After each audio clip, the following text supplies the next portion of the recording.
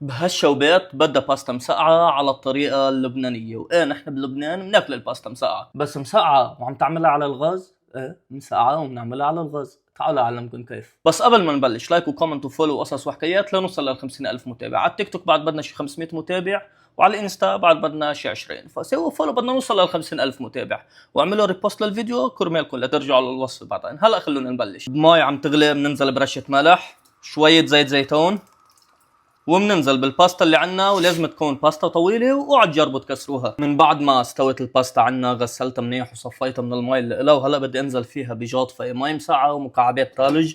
والذكي بيعرف ليش بنعمل هيدي الخطوة، وبدي اتركهم منقوعين لمدة 10 دقايق. بالجاط اللي قلنا بننزل باللبن، شوية توم مهروس تقريبا حص لحصين، شوية مي مسقعة، وبدنا نخفقها. هلا بنزل بملح ونعنع يابس ونعنع فريش، وهول اللبنات صاروا جاهزين معنا. تعالوا ندوق شوي. بسم الله.